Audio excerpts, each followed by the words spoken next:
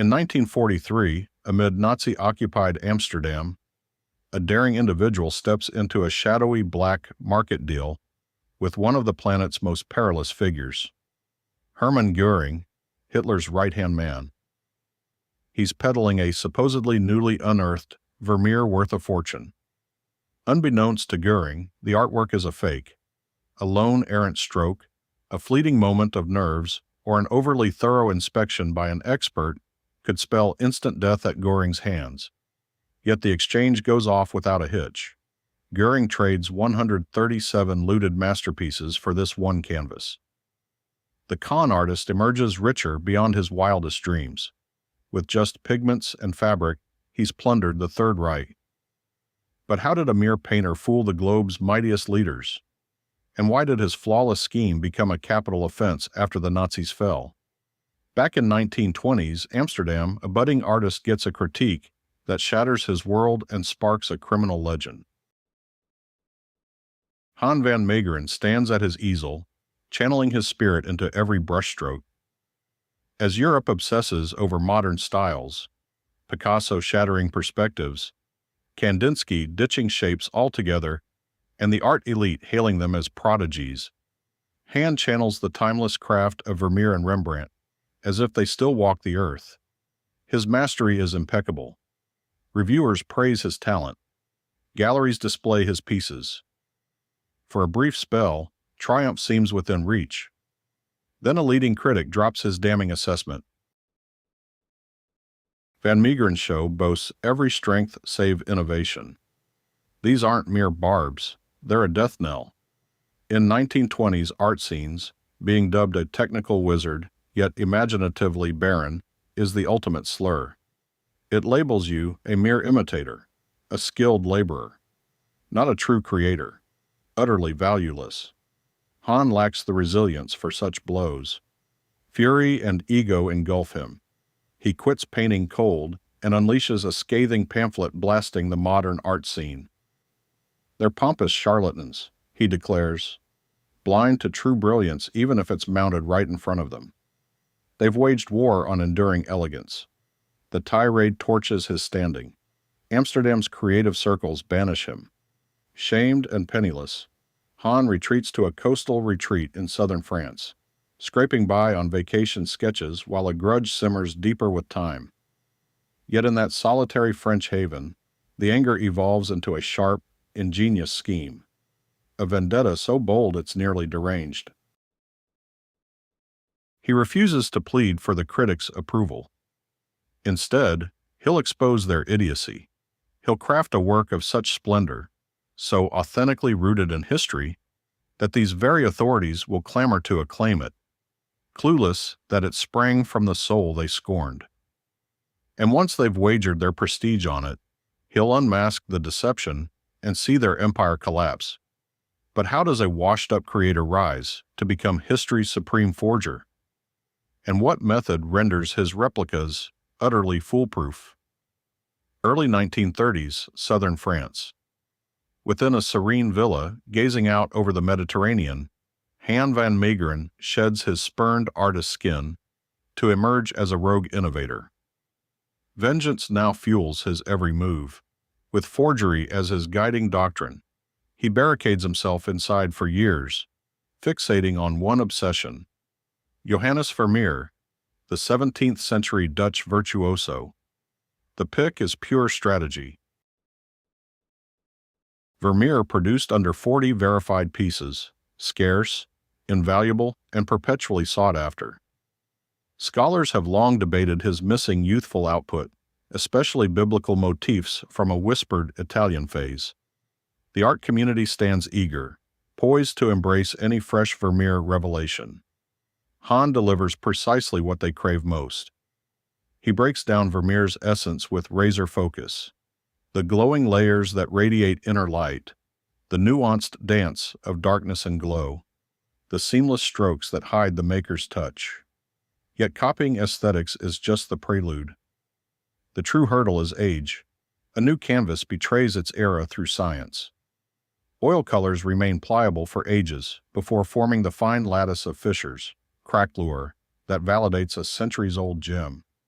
Even basic analysis would unmask a fresh imitation in seconds. So Han repurposes his villa's kitchen as a secret workshop, tackling the issue with relentless creativity.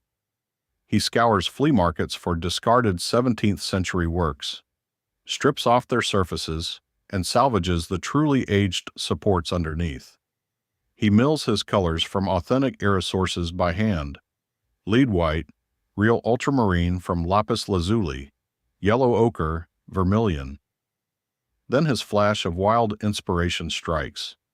Bakelite, a novel plastic from 1907. Blended into the mix and slow-baked for hours, it sets fast. As the piece cools, those vital cracks spiderweb across it like enchantment. He applies India ink to the cracks, then carefully cleans the excess, embedding an illusion of ages-old patina. By 1936, the preparation culminates. Decades of effort distilled into a single radiant artwork. Now Han faces the crucial step of unleashing it upon the world. Over the coming months, he risks either emerging as a triumphant visionary or revealing himself as art history's most spectacular imposter. In Paris, 1937, a discreet gallery owner gets an intriguing package from a mysterious Italian owner. It depicts a biblical tableau, shimmering with uncanny allure. Soon, whispers explode through Europe's art circles. A missing Vermeer has surfaced. Han's creation is circulating, and he can do nothing but watch as experts swarm to scrutinize it.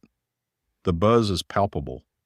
Spotting a fresh Vermeer is like witnessing a rare celestial event. Enthusiasts, museum directors, and academics vie for access.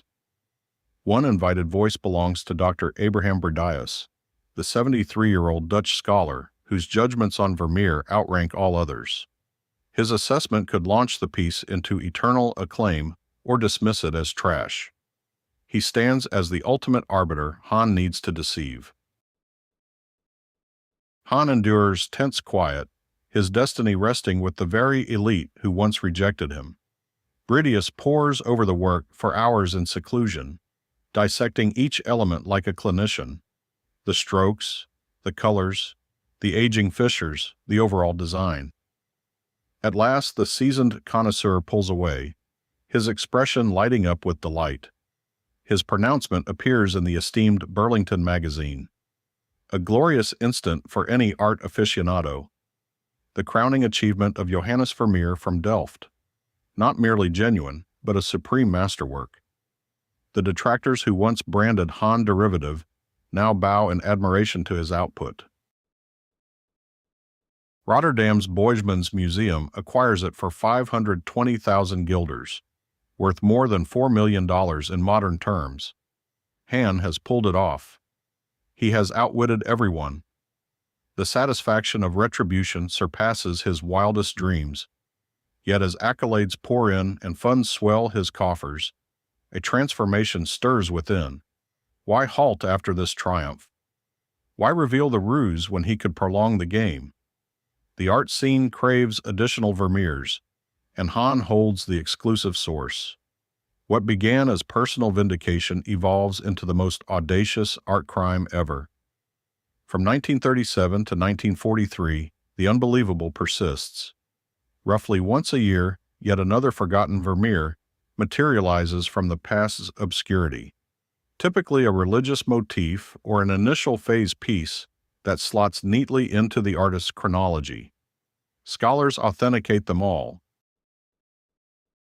and institutions or affluent buyers snap them up at exorbitant prices. The art community hails these finds as miraculous recoveries. Treasures concealed for 300 years re-emerge for the world. Unseen? Of course, the architect behind each wonder is Han van Meegeren. Working via fabricated personas and elusive intermediaries throughout Europe, he offloads counterfeit after counterfeit. His precision shines. He times the releases thoughtfully, tweaking the technique subtly to align with scholarly views of Vermeer's evolving phases. No expert raises doubts. The artist formerly labeled uninspired now dupes the whole continental art elite.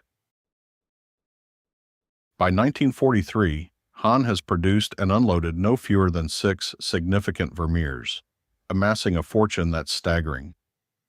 He secures a grand Amsterdam estate, 12 rooms, expansive grounds, domestic servants included.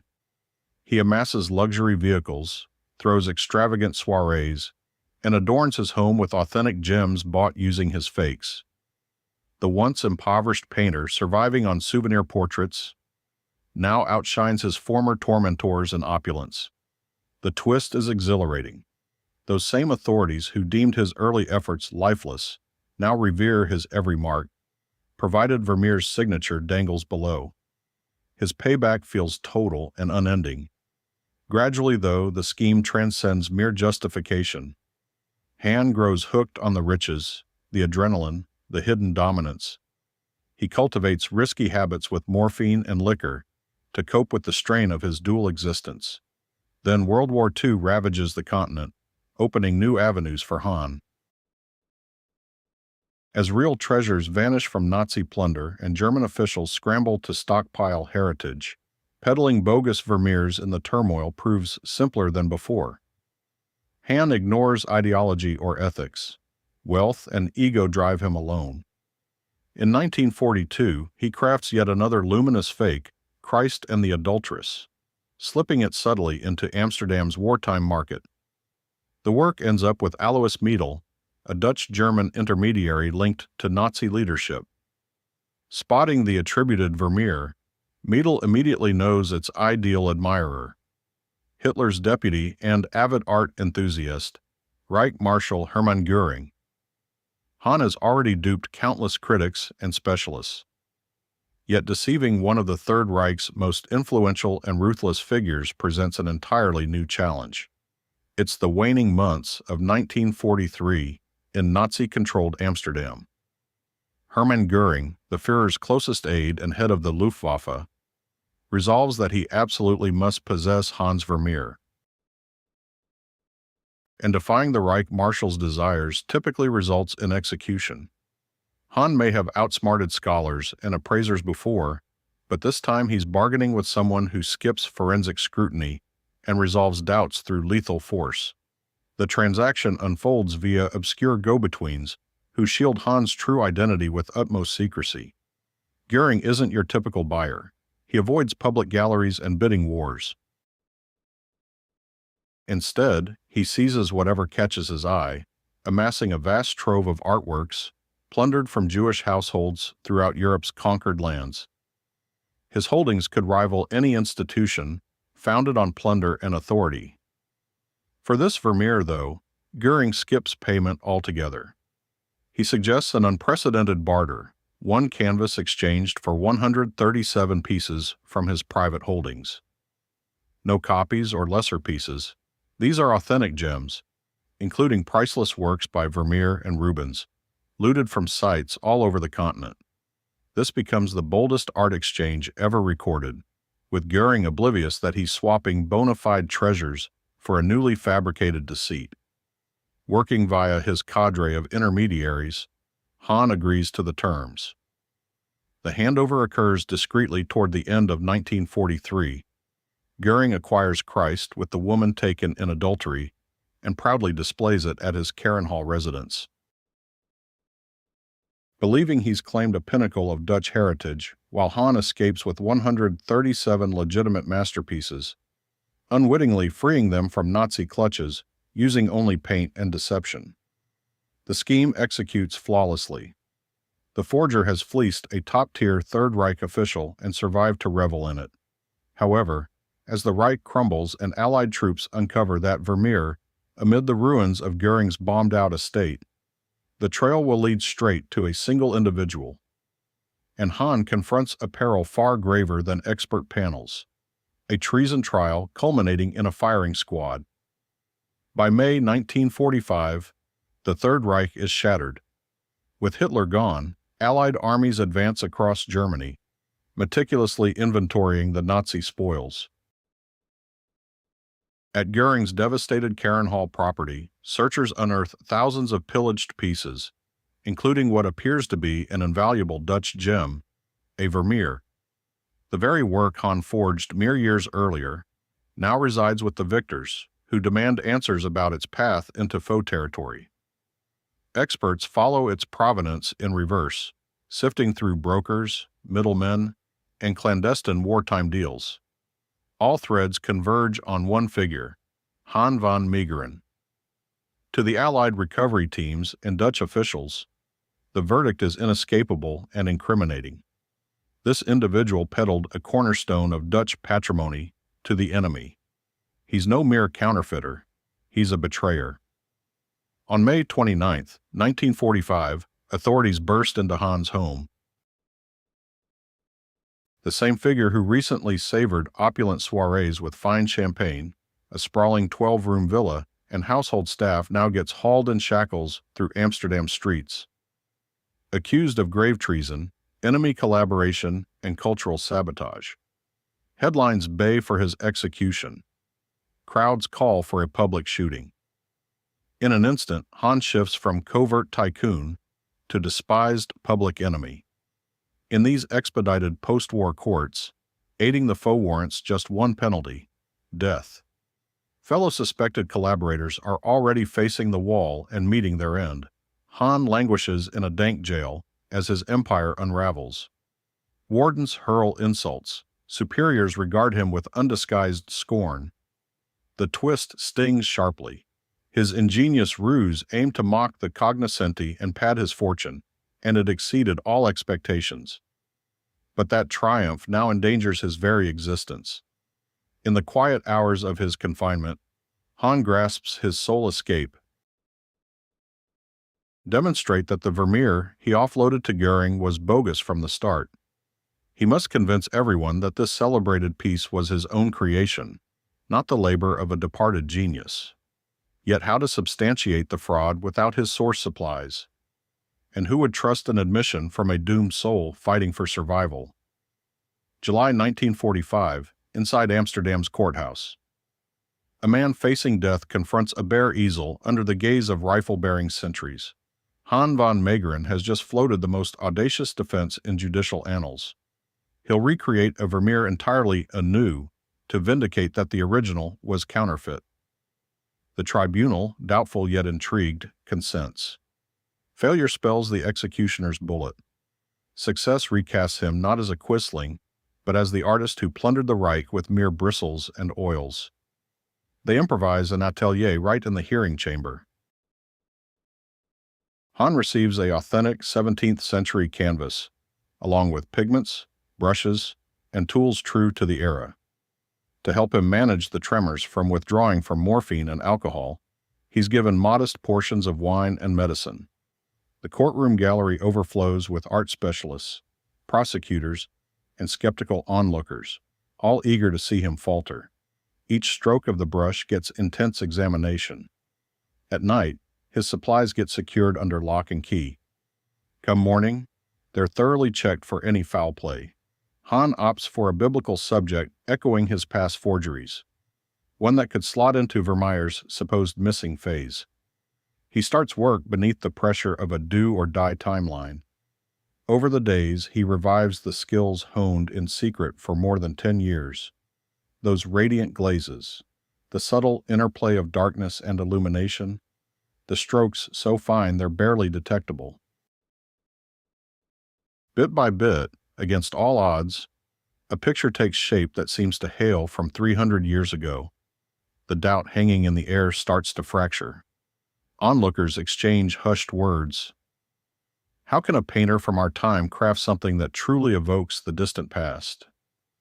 Even certain authorities who once verified his prior deceptions begin to mutter that his approach is impeccable. If this turns out to be a ruse, it's the grandest courtroom spectacle ever staged. 6 weeks drag on. It's grueling for someone in his mid-50s, frail from long-term substance abuse, and staring down the barrel of a death sentence. Han battles through the sweats of detox. His fingers tremble, yet each second at the easel buys him more time away from the grave. The surface comes alive with radiant forms, impeccable shading, and intricacies that shout 17th century brilliance. At last, he pulls away. The artwork is finished. A hush descends as the specialists crowd closer for a close look. For 6 weeks, they've witnessed him produce what seems like a 300-year-old gem right before their eyes. Yet looks alone can't shield him from the executioners. Just one element can validate his wild claim: science. Will the laboratory exams uncover artificial elements unknown in Vermeer's era? Or will they brand Han a frantic fraud, desperately brushing his path to the gallows? Hold on a second. If this tale has you hooked, hit that subscribe button. It means the world for producing top-notch stories like this one. August 1945, Amsterdam. Lab technicians in crisp white coats perform chemical breakdowns on Han's courtroom creation as he paces his holding cell, bracing for a decision that could set him free or end his life. The findings hit like a bombshell. Bakelite turns up in the paint strata. An artificial substance not developed until 1907, 2.5 centuries post Vermeer's passing. The evidence is airtight. The piece is contemporary. Han's account holds water. Chaos breaks out in the court. Those art connoisseurs who devoted years to endorsing his counterfeits stand dumbfounded. Not at his wrongdoing, but at his sheer brilliance. He truly deceived them every step. Dr. Bredius, the esteemed figure whose name rode on Christ at Emmaus, faces total embarrassment. The whole European art world got outsmarted by a spurned artist armed with resentment and a lab kit. The betrayal accusations vanish in a flash. Han never sold out his nation by handing Nazis a cultural icon. He swindled them. He swapped a valueless imitation for 137 authentic treasures, unwittingly rescuing looted works through sheer deception and color. In a heartbeat, the crowd's view swings wildly. The traitor they craved to hang transforms into a national legend.